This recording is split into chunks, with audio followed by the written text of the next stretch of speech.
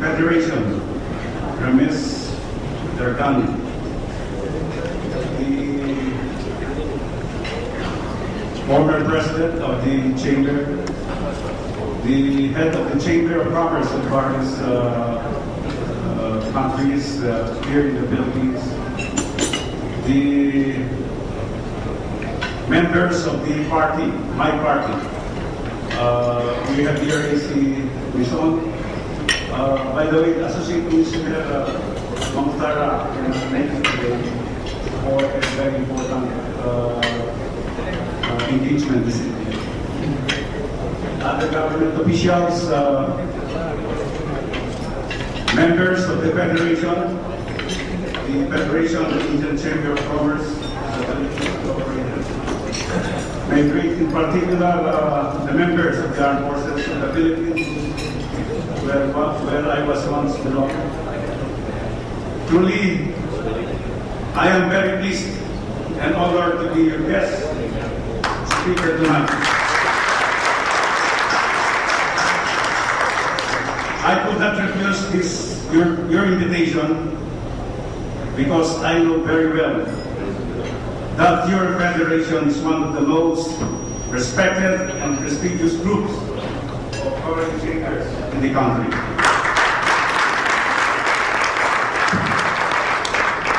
And I am also aware that in almost every city and big municipality all over the country, there is always an Indian Chamber of Commerce. That's why no one can downplay or belittle the important role of your federation in our national affairs. For decades, the Indian businessmen have engaged in numerous trade and successful businesses and have invested huge amounts of capital in our country. Others opened small and medium business enterprises that help improve our economy and provided jobs to thousands of Filipino workers. Thus, it is in recognition of your contribution to our national development that our government continuously introduces new policies designed to make it easier for foreign investors like you to do business and even settle here with your families.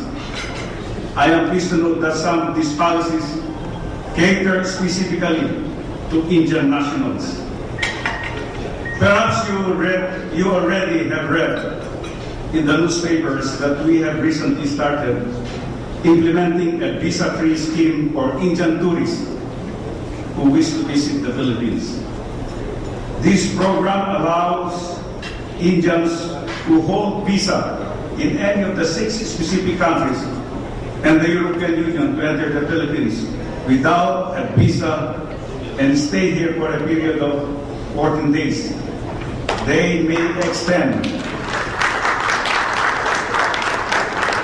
their stay to another 7 days, meaning their maximum allowable stay is 21 days. Again, I wish to emphasize, only Indians who have a valid visa from any one of the 7 designated places can avail this program. Aside from the Schengen visa, an Indian may visit the Philippines if he or she holds a visa from either the US, Canada, Australia, Japan, Singapore, and the United Kingdom. The rules further provide that the passport of the Indian traveler must be valid for at least 6 months, and he or she must have either a return ticket or an onward ticket to the next country of destination. Also, he or she must have no derogatory record with the Bureau of Immigration, the National Intelligence Coordinating Agency, and the Interpol, the International Police. I also wish to clarify that Indians availing of this program may enter the country only via terminals of the Ninoy Aquino International Airport and through any other international airport or seaports nationwide. We hope that you understand our capability. One of the most popular visas is the temporary resident visas. About 80% of its beneficiaries are Indian nationals who have settled in the Philippines and raised families together with their Filipino spouses. In issuing the TRB, our Bureau did not only consider the contribution of the Indian community to our national development. We did it also because no less than our Constitution mandates that the state shall at all times uphold the role of the family as a basic social institution. Yes, this DRB is valid for 5 years because we do not want your fellow Indians who are married to our citizens to be inconvenienced by requiring them to apply a short-term visas that they will have to review or extend. Nonetheless, we have always appealed to the leaders of the Indian community to help us reminding your compatriots that this TRB should not be used as a convenient tool to acquire local residents through fraud or misrepresentation. I am referring here to the practice of the so-called marriage for convenience, which is employed by some visa applicants who pretend that they are married to Filipinos but are not actually living with them. We have already canceled the TRB of those who were caught resorting to this type of fraudulent scheme. It is now easier for us to catch visa applicant who attempts to take advantage of the Bureau by submitting a fake marriage contract and or birth certificate in support of the TRB application.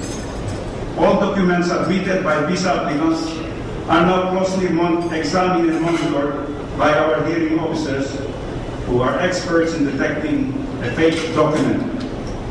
And even if the dishonest applicant manages to acquire a visa, his documents will still be subjected to post-audit examination by the newly formed Verification and Compliance Division. So there is really no way this trick will work anymore. It might also interest you to know that last January, we have started implementing again our special visa for employment generation. This program grants foreign businessmen employing at least 10 Filipino workers the privilege to stay indefinitely in the Philippines.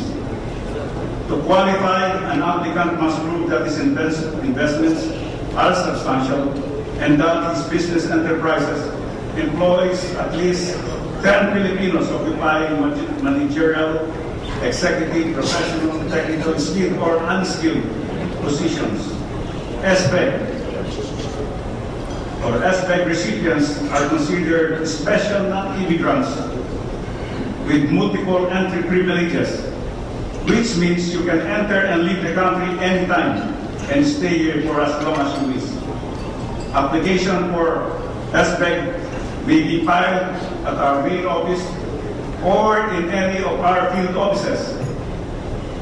Unlike in the past, when the applicant is granted 1-year provisionary visa, they are now immediately granted an indefinite visa. We have noticed, however, that since we launched the SPEC, this visa has drawn very little interest from foreigners or foreign investors. We therefore would welcome any suggestions from your federations on what changes to our rules should be made to make the SPEC more attractive to your members. On the matter of Indians who are excluded at the airport, let me assure you that we do not just turn foreigner away without basis or without reason. Of course, a while ago, this was the complaint of the Honorable Charles De Alvear. In excluding an arriving foreigner, our immigration officers exercise full discretion in determining if an alien should be admitted into the Philippines or not. Having a valid foreigner shall be allowed to enter the country. Our people at the airport follow a set of rules and guidelines in excluding the foreign passengers. There are people from the DFA here that we hope that personnel or our consul we follow the same rules.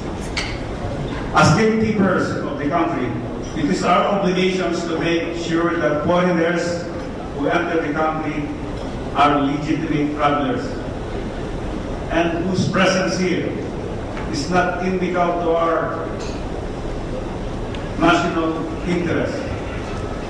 We are duty bound to see to it that our Bureau's mandate to regulate entry and stay of alien in the Philippines is not compromised at any time. Now we tackle the issue of complaints over the delay of issuance of ICAR. It was only about 3 weeks ago that I signed the memorandum circular prescribing new rules and guidelines in the processing of ICAR. I assure you that through these new rules, we have squarely addressed the program and plugged the loopholes that caused the delays in processing and issuance of the ICARs. This new guideline took effect. We have been receiving positive feedbacks indicating that the delays, if not totally eliminated, have been substantially lessened. I was informed, however, that delays in the ICAR processing usually happen when the applicants are native-born foreigners. In the past, the Bureau was rocked by allegations that many of these foreigners, claiming to be native-born aliens, actually acquired their expired ICARs by submitting fake documents. Such fraudulent birth certificates in order to acquire permanent resident status. We cannot condone such practice, so we ask for your understanding if we have been very extra careful in evaluating the ICAR applicant of the native-born foreigners. For those who wish to know more about the policies, of course, the programs and regulations that we have implemented, you can obtain information from our website, www.immigrations.com.ph. We hope that the Chamber can translate that into the Indian language, or so that everybody of the Indian community would understand our programs. In this website, you can also view and read our press releases that we have been disseminating to the media for the purpose of enlightening our clients on our current programs and accomplishments. Finally, I want to congratulate your federations for doing a very good job in mobilizing the members of the Indian business community to rally behind our President, President Thani, and throw your all-out support to his campaign against corruption and economic development programs.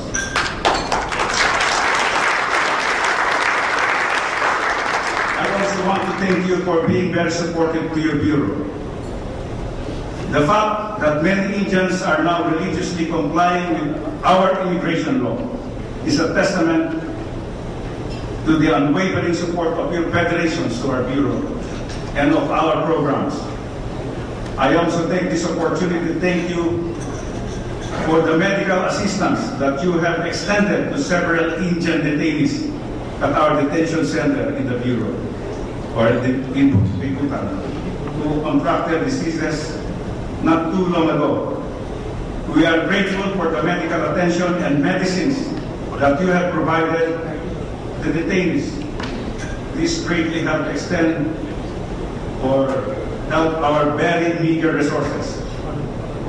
As you may not be aware, we operate our detention center on a very tight budget, and that is why we are very grateful that your federation was kind enough and generous to give us the assistance when we needed it most.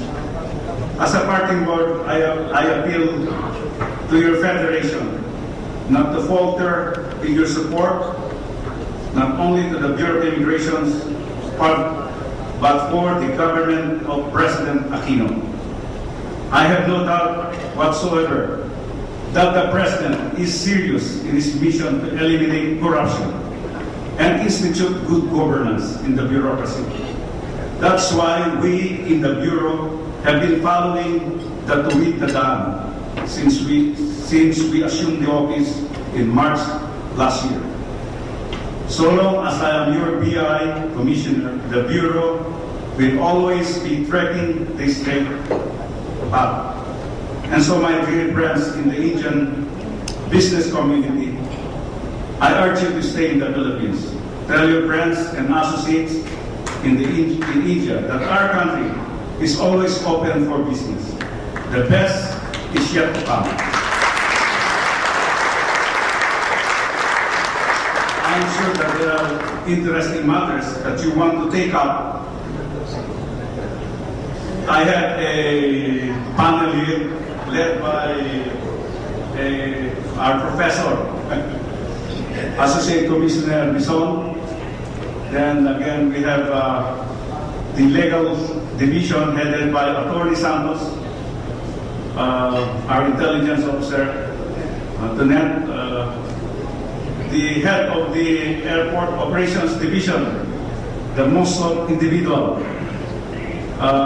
Mr. Seh, with General Bennett Pro as his technical assistant. So they will be assisting me in answering the queries of the members here in this federation. Thank you once again. I am very pleased being invited here. It's really an honor. Maraming salamat po.